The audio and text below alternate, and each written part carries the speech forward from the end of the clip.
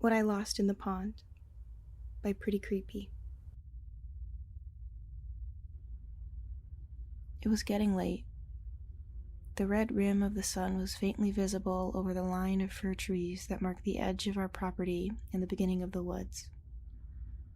It was September now, the days just beginning to shorten in earnest, and in an hour it would be completely dark. Where was Catherine? I found her playing in the front yard. She was sitting cross-legged on the patio, arranging and rearranging the position of several dolls in a large white dollhouse. I recognized one of the dolls as her favorite, Beatrice. Beatrice was easy to spot because she was a little girl about Catherine's age. Unlike Catherine, she had blonde pigtails, a stainless pink and white checkered dress, and a perpetual smile. "I'm going to school now," Catherine said, hopping Beatrice down the front steps of the dollhouse. "See you later." I tapped Catherine on the arm. She flinched, then looked over her shoulder and scowled. "Becca, don't scare me." Sorry, I said half-heartedly, hiding a smile. "Mom and Dad will be home soon. They'll kill me if they find you out here in the dark." 5 more minutes. No more minutes. But I can help you move Beatrice into the living room. Catherine cradled the dolls, Beatrice and the 2 others of lesser importance, and I picked up the dollhouse, and we marched inside single file. The dollhouse was heavier than I expected, much heavier. Up close I could see it was a solid wood and lavishly constructed, with 3 floors, fully functional miniature furniture, and rugs cut from real wool. It looked expensive, and I realized I hadn't seen it before. "Where'd you get this?" I asked, setting the dollhouse on the living room floor. "I don't remember this one." Catherine paused as if trying to determine the path that would land her in the least amount of trouble. Apparently she didn't find one that suited her, because she began inching towards the kitchen. "Cat," I said firmer. "Did Mom and Dad get you this dollhouse?" "No." "Well, who did?" Catherine shot me an exacerbated look. Then, as if it were the most obvious thing in the world, she said, "The man in the pond gave it to me." "What?" She sighed. "The man in the pond. He gives you 1 wish. That's what he said. 1 wish and you can have whatever you want. Get it?" And in one motion she pivoted on her heel and strutted the rest of the way into the kitchen. Of course, I knew the pond she was talking about. It was the old stormwater retention basin, 100 feet or so into the woods. Technically, Catherine was forbidden to go anywhere near it, but telling Mom and Dad at this point wasn't worth the trouble. I made a mental note to remind her of the rule later. As for the man supposedly doling out dollhouses, it wasn't the lie, strange as it was, that stood out to me. I'd heard far stranger from Catherine. Rather, it was how she lied. So casual, so blasé in her account of the man in the pond. Usually she couldn't help but stare at her shoes or up at the ceiling during a fib, and even then it only took one extra stern look to break her. And then another thought occurred to me. There was no way Catherine could have carried the dollhouse outside by herself. It was nearly her size and heavy.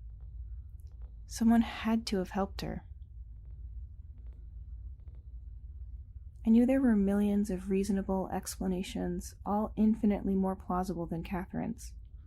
But almost before I realized what I was doing, I grabbed my hoodie and flats and slipped out the front door. Just for a minute, I told myself. Just a quick look around. Just to confirm for my insane brain that everything was in fact okay. A few wan rays of sunlight still touched the yard, but they were fading fast. A slight breeze shook the trees. I walked to the end of the lawn and found a gap in my mother's wall of ferns and rhododendrons, just large enough to squeeze through. The woods beyond it were dark already, the orange sky visible only in scattered patches through the interlocking finger of fir trees. I took a deep breath and shouldered my way forward. Though the path was twisted and overgrown, I'd made the trek dozens of times before. It only took a minute to reach the shore. The pond itself was a more waterlogged ditch than anything, 15 feet across, knee-deep at its deepest point. Standing there, alone, I had the urge to laugh at myself. What did I expect to find? Even in the dim light, I could see the pond was the same as it always was. Still, algae green, smelling faintly of rotten eggs. And of course, there was no one else around. No crazed hermit lurking in the shadows. The only living things I could see were the mosquitoes tracing near-suicidal ellipses above the water's surface. I sat down on a log and watched the mosquitoes dance for a while. It was surprisingly peaceful.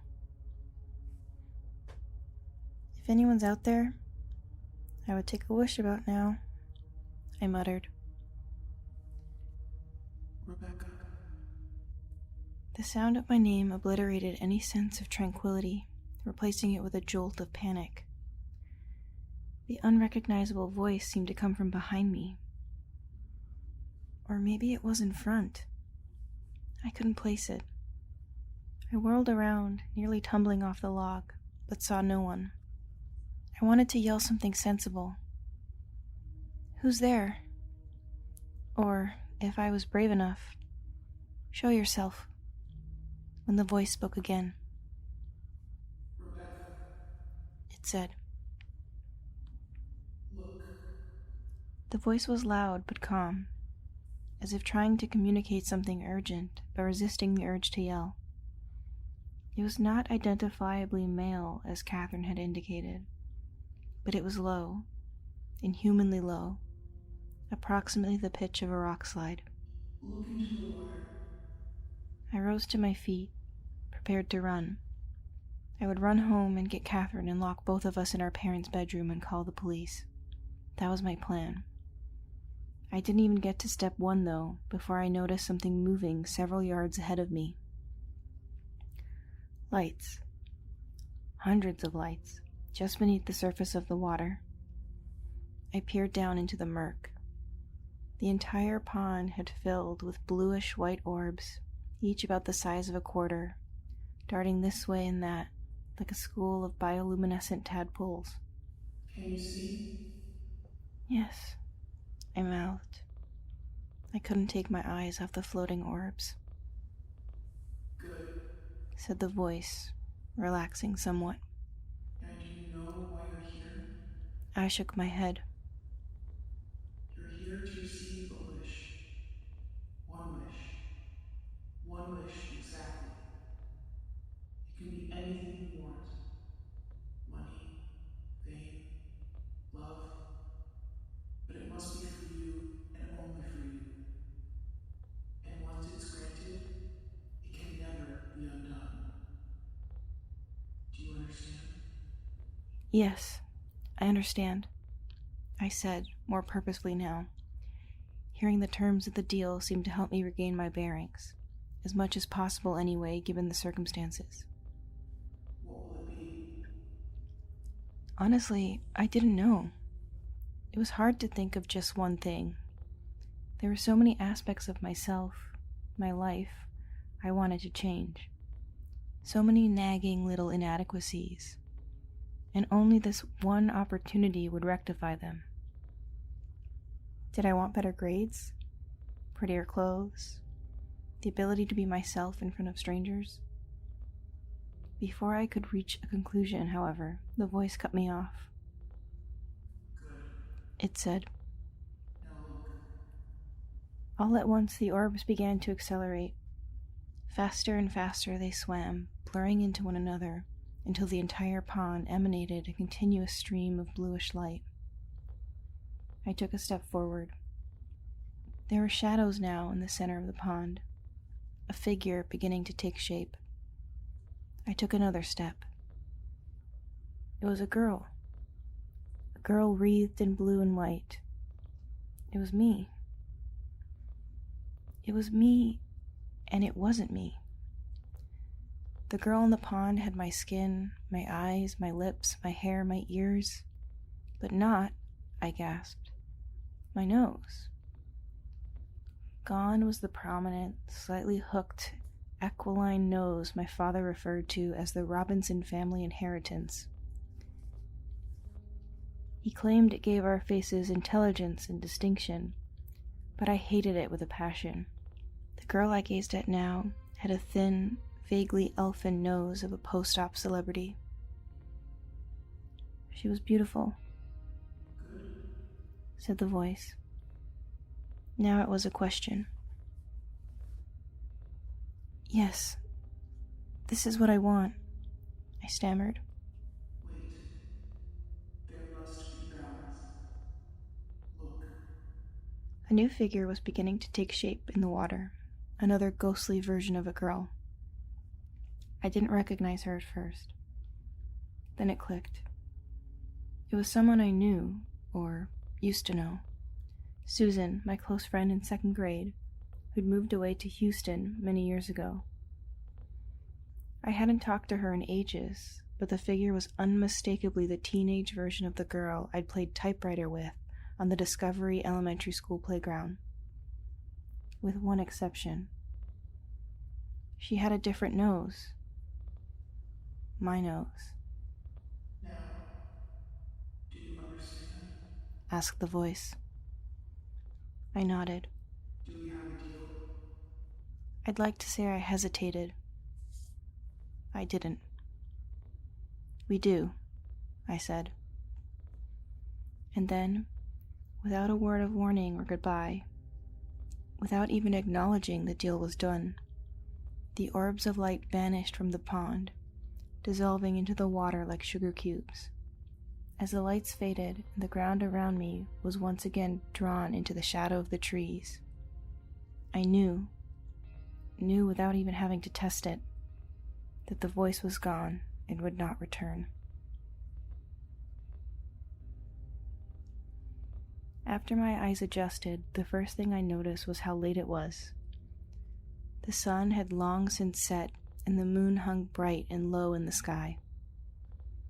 I needed to get home before my parents grounded me until college. As I retraced my steps along the path, I noticed a second thing. My breathing had changed. I pressed my hand against my face and felt a modest bump where once my high-arching nose bridge had been. Had it actually worked? I didn't have my phone or any way to check on hand. I accelerated to a jog, then a sprint. Several near falls later, I cleared the path, crashing through the rhododendrons and into the front yard. Thankfully, my parents' cars weren't in the driveway. Forget being grounded. If the voice had kept its promise, I needed to think up an excuse for my sudden transformation. I sprinted into the house, past the living room, and into the bathroom, with its rectangular triple-door mirror. I left the light off at first, standing in the center of the sink, bracing myself for whatever I was about to see. Then I flicked the switch. The bathroom exploded in light. What I saw nearly stopped my heart. In the mirror was the face I'd seen minutes earlier in the pond. It was the face I'd imagined for myself in countless daydreams, struggled to create with makeup, and outright fabricated a couple times in doctored Instagram posts. My new nose hung delicately from the center point between my eyes. I couldn't believe the difference one feature could make. I felt like a new person. 1, 2, 3, 4, sang a voice from beyond the bathroom door. I froze. I'd forgotten about Catherine. It was way past her bedtime.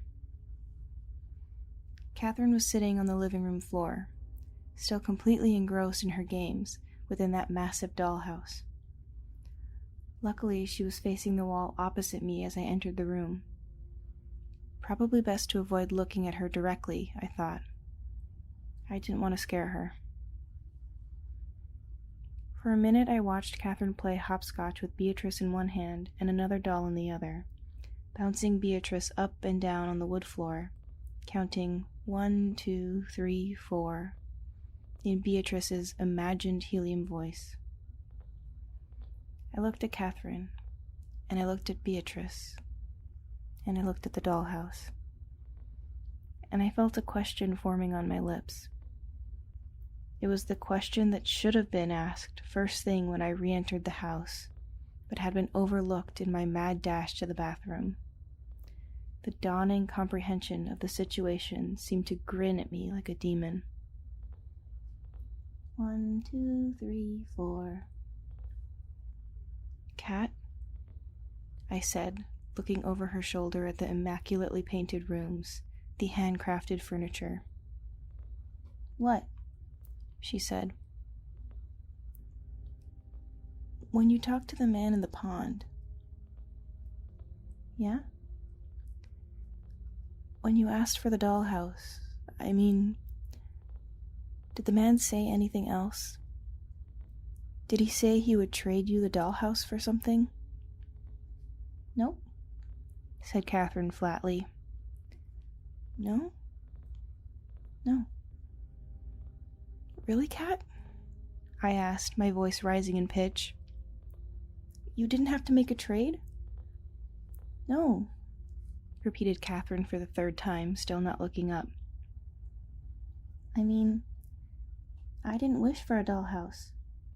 I got a dollhouse too, but that wasn't my wish. I waited for her to continue. I wished for a family, for Beatrice. She was lonely and needed a family. To put her to bed and make her dinner and take her to school and... I didn't hear the rest of it. All my attention was fixed on the doll she was holding. The one opposite Beatrice. One of the two others I'd seen her playing with earlier but hadn't looked at closely. It was a middle-aged man, paunchier than your typical Ken doll. He had glasses, a flannel shirt, a neat beard, and that nose. The same nose I'd wiped from my face forever, without hope of ever getting back.